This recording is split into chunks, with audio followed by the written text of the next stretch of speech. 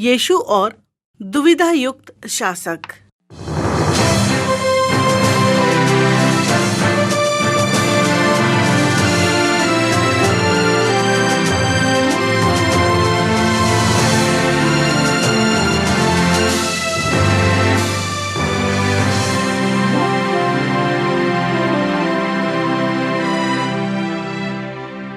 परमेश्वर का वचन कहता है, क्योंकि परमेश्वर ने जगत से ऐसा प्रेम रखा कि उसने अपना इकलौता पुत्र दे दिया, ताकि जो कोई उस पर विश्वास करे वो नष्ट ना हो परंतु अनंत जीवन पाए। श्रोताओं, नाटकों की इस श्रृंखला में आपका हार्दिक स्वागत है। गलील के काना में जब यीशु ने पानी को दाखरस में बदलकर अपना पहला आश्चर्य कर्म दिखाया, तब बहुत से लोगों ने यीशु के पीछे चलने का निर्णय लिया। यीशु परमेश्वर का इकलौता पुत्र अद्भुत रीति से कुंवारी से पैदा हुआ और वो एक साधारण यहूदी बालक के रूप में बड़ा हुआ, लेकिन अब वो बालक एक वयस्क पुरुष हो गया है। यीशु मसीह ने यहूदियों की व्यवस्था को पूरा करने के लिए बपतिस्मा लिया और अपने आप को तैयार किया परमेश्वर की सेवा को पूरा करने के लिए। परमेश्वर के कार्य को पूरा करने के लिए यीशु मसीह को कुछ लोगों का चुनाव करना जरूरी था जो उसकी सेवा में सहायता करें। यीशु मसीह के द्वारा उन चुने हुओं को तैयार करना जरूरी था ताकि वो लोग उसकी सहायता कर सकें और हर मुसीबत में दृढ़ और मजबूत रह सकें। तो लीजिए श्रोताओ, प्रस्तुत है अगला नाटक, जिसका शीर्षक है यीशु और दुविधा युक्त शासक। ये नाटक परमेश्वर के वचन में लिखित घटनाओं और चरित्रों पर आधारित है।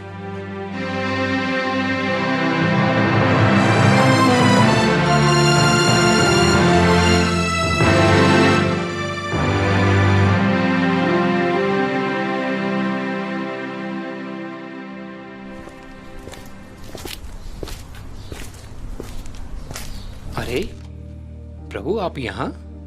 मैं जानता था कि आप सुबह इस समय इस वाटिका में ही होंगे। मैं ये देखने के लिए बड़ा ही उत्सुक हूँ कि लोग इस बात को स्वीकार करें कि आप मसीह हैं। यूहन्ना, मैं इस बात से प्रसन्न नहीं हूँ कि सब लोग इस बात पर विश्वास करें कि मैं मसीह हूँ। लेकिन प्रभु, वो लोग तो बहुत ही सच्चे जान पड़ते हैं। हाँ, उन्होंने आश्चर्य कर्मों को देखा है, इसलिए वो इस बात पर विश्वास करते हैं कि मैं यहूदी राष्ट्र पर राज्य करूंगा। ये बात तो मैं भी सोचता हूँ कि आप अपना राज्य यहीं यरूशलेम में स्थापित करोगे। हमारा राज्य संसार का नहीं है यूहन्ना, परंतु स्वर्गीय है। प्रभु, आप इतने विश्वास के साथ कैसे कह सकते हैं कि वो लोग सही नहीं सोच रहे हैं? मैं जानता हूँ कि लोगों के मन में क्या है और इसकी मुझे जरूरत नहीं कि कोई आकर मुझे बताए कि उनके मन में क्या है। प्रभु, मैं अभी भी नहीं समझ पा रहा हूँ कि आप क्या कहना चाह रहे हैं। यूहन्ना, बहुत से यहूदी इस बात को बहुत ही गंभीरता से मानते हैं कि एक दिन परमेश्वर किसी को इस संसार में भेजेगा जो उन्हें उनके दुश्मनों से बचाएगा और यहूदी राष्ट्र को फिर से स्थापित करेगा। वो सांसारिक राजा की बाट जो रहे हैं यूहन्ना, लेकिन परमेश्वर की योजना ये नहीं है जो वो लोग सोच रहे हैं। ये सब बताकर आपने मेरी सोच और मेरी मनोदशा को बदल दिया है, लेकिन फर्क सिर्फ इतना है कि मैं जानता हूँ कि आप इन बातों के लिए गंभीर हैं। मैं आपके मन को जानता हूँ।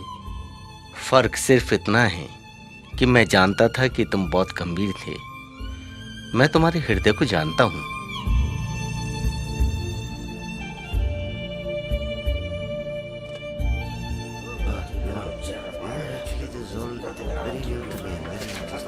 लगता है हम में से कोई पीछे रह गया है।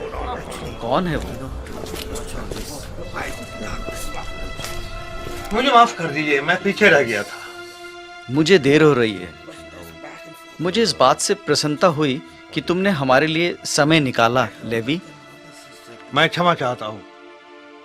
आओ चलें। ये नासरत का यीशु कुछ ज्यादा ही परेशानी उत्पन्न कर रहा है और अपने आप को मसीहा कहता है। क्या ये वही नहीं जिसने मंदिर में लेन देन करने वालों की चौकियों को उलट दिया था? और सभी लेन देन करने वालों को वहां से निकाल भी रहा था। हाँ, ये वही है। ये तो सभी याजकों और धार्मिक गुरुओं के विरोध में बातें करता है। वो तो सचमुच प्रशंसा के काबिल नहीं है। लेकिन उसके चमत्कारों को देखकर बहुत से यहूदी उसके पीछे हो लिए हैं। ये सब उसका नाटक है और कुछ नहीं। हमें भी थोड़ा सतर्क रहने की जरूरत है। बहुत से तो उसे अपना उद्धारकर्ता मान रहे हैं। हमें लोगों की मदद की आवश्यकता है उसके सामने आने के लिए। लेकिन रोमी लोग इस लड़ाई में हमारी कोई प्रशंसा नहीं करने वाले। वो धोखेबाज है निकोदेमस। मैंने अपनी आंखों से देखा है कि किस तरह उसने लंगड़े को ठीक किया और वो चलने लगा। वो धोखा देने वाला मनुष्य है और कुछ नहीं। वो व्यक्ति लंगड़ा था ही नहीं। मैंने भी देखा था, उसने एक अंधे की आंखों को छुआ और वो देखने लगा। ये सब उसका नाटक है और कुछ नहीं। मैंने तो ये भी देखा कि उसने एक भिखारी के कानों को छुआ और वो भिखारी पहली बार सुनने लगा। अरे ये सब उसकी साजिश है। मैंने उसे बहुत करीब से जाना है। अभी भी मैं नहीं समझ पा रहा कि वो सच में परमेश्वर का भेजा हुआ है या नहीं। कुछ समझ में नहीं आ रहा। इस बातचीत से कोई लाभ नहीं होने वाला। अब जरा ध्यान दो और पीछा करो। जहां भी वो जाता है मुझे आकर बताओ। मुझे किसी ने बताया है कि शमौन अपनी कमाई को लेकर झूठ बोल रहा है और उसने अपना दशमांश भी पूरा नहीं दिया। ये तो बहुत ही गंभीर अपराध है। व्यवस्था के अनुसार तो ऐसे व्यक्ति को अपनी कमाई का 3 गुना भुगतान करना पड़ेगा। क्या हम सब सच में अपने जीवन में व्यवस्था को कठोरता के साथ लागू करते हैं? उसके पास बहुत सारे बच्चे हैं देखरेख करने के लिए। शमौन को इस गंभीर अपराध के परिणाम के बारे में सोचना चाहिए। लेवी, तुम एक रसीद बनाओ और उसको शमौन को भेज दो। जी ठीक है, मैं भेज दूंगा। लेकिन अगर उसके पास पैसा नहीं हुआ तो? व्यवस्था के अनुसार उसे जेल में डाला जाएगा और उसकी पत्नी और बच्चों को गुलाम बनाकर बेच दिया जाएगा ताकि उसका भुगतान भरा जा सके। आओ यहाँ से चलें। पक्के सबूतों के आधार पर यह भी सूचना मिली है कि सब्त के दिन कुछ लड़के जूतियां बांधे हुए दिखाई दिए। व्यवस्था बताती है कि उन्हें कोड़ों से मारा जाए। लेकिन वो तो बालक हैं। क्या उनको बालक समझकर नहीं छोड़ सकते? नहीं निकोदेमस, व्यवस्था तो व्यवस्था है, वो सब के लिए बराबर है। लेवी, अगले महीने किसी दिन उनको कोड़े मारने की आज्ञा निकाली जाए। और हाँ, ये सूचना फाटक पर लगाई जाए ताकि सब इस बात को जान ले। जैसी आपकी आज्ञा हुजूर।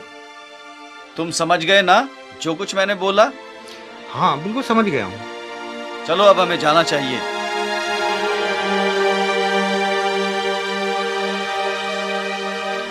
श्रोताओं, हमारे साथ कार्यक्रम में बने रहने के लिए आपका धन्यवाद। लोग अभी भी इस दुविधा में हैं कि असल में यीशु कौन है। यहूदी धर्मगुरु कठोर व्यवस्था के नियमों पर टिके हुए हैं और बहुत से यीशु पर सवाल खड़े कर रहे हैं। आइए सुनते हैं और जानते हैं कि कोई धर्मगुरु है जो यीशु की बातों को सुनता है और उस पर विश्वास करता है।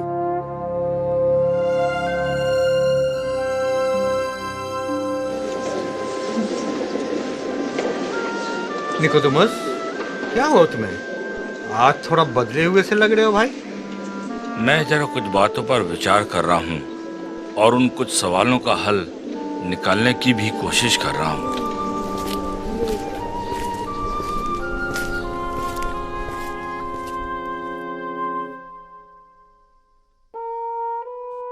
हे सर्वशक्तिमान परमेश्वर, मैं दुविधा में हूँ। क्या यीशु ही मसीह है या नहीं? मैं उसके पास जाऊंगा और इस बात का पता करूंगा। परमेश्वर, मुझे तेरी सहायता की जरूरत है।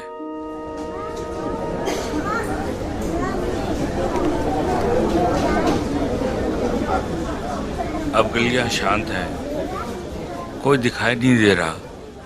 अब मैं यीशु के पास जा सकता हूँ और कोई मुझे देखने भी नहीं आएगा कि मैं उसके पास गया था। ओहो, यही वो स्थान है।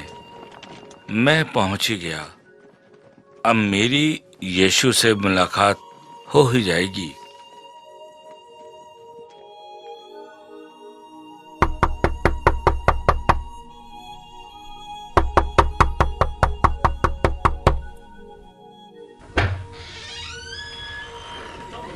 जी कहिए, मैं यूहन्ना हूँ। मैं किस प्रकार आपकी सहायता कर सकता हूँ? मैं निकोदेमुस हूँ, यहूदियों का सरदार। मैं नासरत की यीशु से मिलना चाहता हूँ। क्या वो यही हैं? हाँ, वो यही है। धन्यवाद।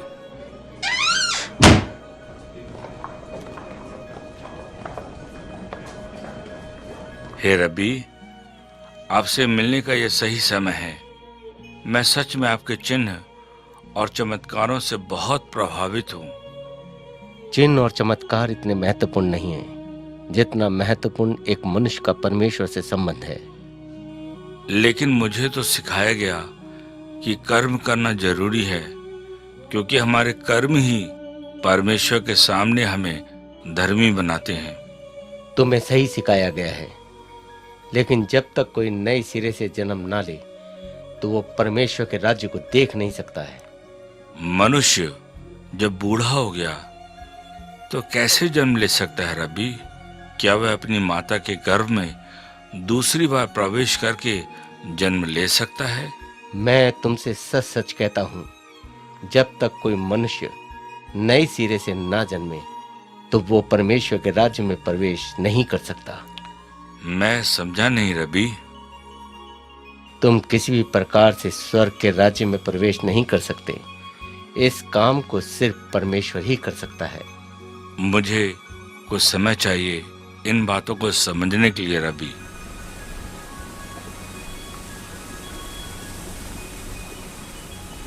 हवा जिधर जाती है उधर चलती है और तू उसका शब्द सुनता है, परंतु नहीं जानता कि वो किधर से आती है और किधर जाती है। जो कोई आत्मा से जन्मा है वो ऐसा ही है। लेकिन ऐसा कैसे हो सकता है? तो इजरायलियों का गुरु होकर भी इन बातों को नहीं समझ पाया? जो कुछ मैंने सीखा वो ही मैं जानता हूँ, और मैं इन बातों पर निर्णय ले रहा हूँ कि परमेश्वर क्या है। मैं परमेश्वर की ओर से सत्य बातें कह रहा हूँ, लेकिन तू मेरी गवाही ग्रहण नहीं करता।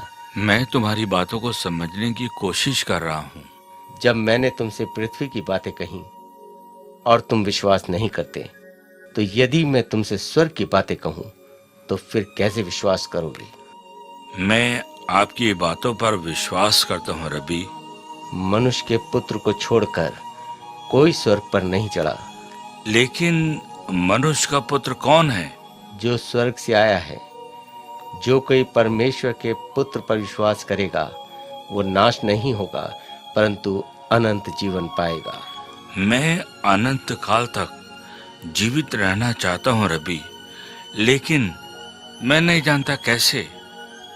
परमेश्वर का वचन कहता है, क्योंकि परमेश्वर ने जगत से ऐसा प्रेम रखा कि उसने अपना इकलौता पुत्र दे दिया, ताकि जो कोई उस पर विश्वास करे वो नष्ट ना हो, परंतु अनंत जीवन पाए। परमेश्वर ने अपने पुत्र को हमारे पापों के लिए इस संसार में भेजा। अपने बुरे कामों से छूटना मेरे लिए बहुत बड़ा उपहार है। ये मुफ्त उपहार है। जो कोई विश्वास करता है वो इसे प्राप्त करता है। परमेश्वर ने अपने पुत्र को इस संसार में इसलिए नहीं भेजा कि जगत पर दंड की आज्ञा दे, परंतु इसलिए कि जगत उसके द्वारा उद्धार पाए। मैं कैसे विश्वास कर सकता हूँ रब्बी? ज्योति जगत में आई और मनुष्य ने अंधकार को ज्योति से अधिक प्रिय जाना, क्योंकि उनके काम बुरे थे। क्योंकि जो कोई बुराई करता है वो ज्योति से बैर रखता है और ज्योति के निकट आता है, ऐसा ना हो कि उसके कामों पर दोष लगाया जाए।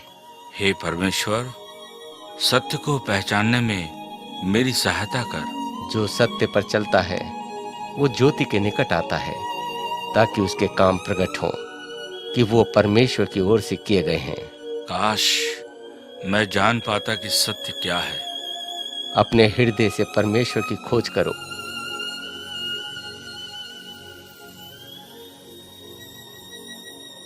निकोदेमस, इन दिनों तुम बहुत दुखी प्रतीत होते हो, क्या बात है? तुम शायद ये बात पसंद नहीं करोगे। मैं यीशु से मिलने उसके पास गया था अपने प्रश्नों को लेकर। जिनमें मैं उलझा हुआ हूँ।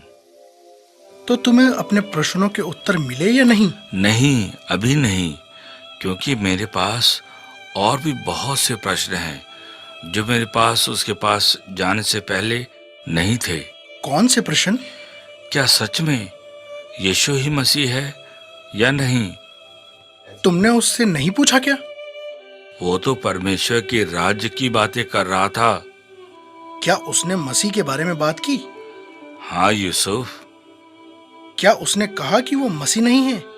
नहीं, उसने ऐसा नहीं कहा।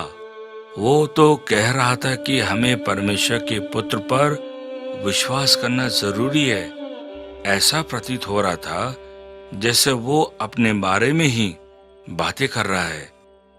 तो क्या तुम किसी निष्कर्ष पर नहीं पहुंचे? नहीं नहीं यूसुफ, जो भी कुछ वह बोल रहा था वो गंभीर और सत्य था। बहुत सारे लोग उसकी शिक्षाओं को मानने लगे हैं और मैं भी उसकी शिक्षाओं को बहुत पसंद करता हूँ। मैं सच में उससे बहुत प्रभावित हूँ, लेकिन फिर तो हमें इस विषय को अपनी प्रार्थना में रखना चाहिए ताकि हम पर सत्य प्रकट हो।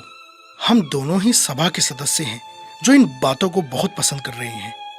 हाँ यूसुफ, वो प्रेमी परमेश्वर के बारे में बातें कर रहा था जो प्रेम के साथ राज्य करेगा। ये तो बहुत ही दिलचस्प है।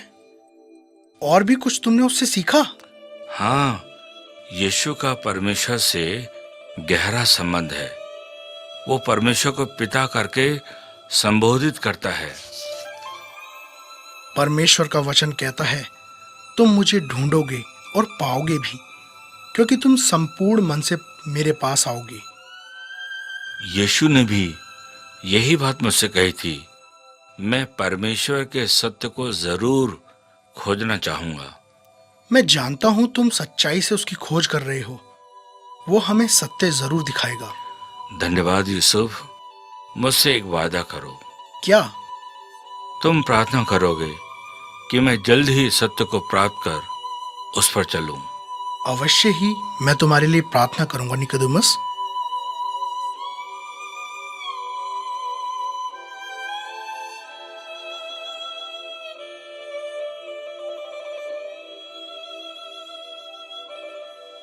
श्रोताओ, यीशु ने अपनी शिक्षाओं और लोगों को चंगा करने के द्वारा अपने अनंत प्रेम को प्रकट किया। अनगिनत लोगों ने उस पर विश्वास भी किया, लेकिन बहुत से लोगों ने उस पर विश्वास नहीं किया, विशेषकर यहूदी धर्मगुरु। निकोदेमस इस दुविधा में है कि वो यीशु पर विश्वास करे या नहीं। जैसे भी करके वो यीशु की बातों पर विश्वास करता है जब वो अपने प्रश्नों के उत्तर प्राप्त करने के लिए यीशु के पास जाता है। कितनी बार हम भी संदेह करते हैं जो हमने यीशु के बारे में पढ़ा और सुना, लेकिन ये हमारे लिए भी बहुत जरूरी है कि हम भी अपने संदेह भरे प्रश्नों को लेकर परमेश्वर के पास जाएं और वचन से और उससे बात करने के माध्यम से अपने उत्तर को प्राप्त कर सकें। परमेश्वर हमारी प्रार्थना को सुनेगा और हमारे संदेह को दूर करके हमें सत्य से भर देगा। परमेश्वर आपको और मुझे अनंत प्रेम करता है, लेकिन हमारे पापों ने हमें परमेश्वर से दूर कर दिया है। इसलिए उस धर्मी और पवित्र परमेश्वर ने एक मार्ग तैयार किया है जिसके द्वारा हमारे पाप क्षमा हो सके। वो मार्ग यीशु मसीह है जो परमेश्वर का पवित्र मेमना है। यीशु हमारे पापों के लिए मरा और मृतकों में से जीवित हो उठा और आज भी जीवित है। उसमें वो सामर्थ है कि वो हमारे जीवन में प्रवेश करके हमारे पापों को क्षमा कर सकता है और हमें अनंत जीवन देता है। प्रिय श्रोताओ, पापों की क्षमा और अनंत जीवन परमेश्वर की ओर से उपहार हैं। हम अपने प्रयासों के द्वारा इसे प्राप्त नहीं कर सकते, क्योंकि ये उपहार हम परमेश्वर की ओर से प्राप्त करते हैं। हमें अपने पापों से मुड़कर यीशु पर विश्वास करने की आवश्यकता है और अपने जीवन में यीशु को प्रभु ग्रहण करने की आवश्यकता है। आइए अपने मन की गहराई से परमेश्वर से प्रार्थना करें। प्यारे परमेश्वर, मैं जानती हूँ कि मैं एक पापी मनुष्य हूँ। मैं विश्वास करती हूँ कि यीशु मेरे पापों के लिए मरा और मृतकों में से जी भी उठा और आज भी जीवित है। अब मैं अपने पापों से फिरना चाहती हूँ। मैं अपना पूरा भरोसा यीशु पर लाना चाहती हूँ और उसे अपना उद्धारकर्ता ग्रहण करना चाहती हूँ ताकि वो मेरे पाप क्षमा कर सके। मैं अपने जीवन में यीशु को ग्रहण करना चाहती हूँ। आज के दिन से मैं यीशु के पीछे चलूंगी। धन्यवाद, धन्यवाद प्रभु यीशु, मुझसे प्रेम करने के लिए और मेरे जीवन में प्रवेश करने के लिए। आमीन।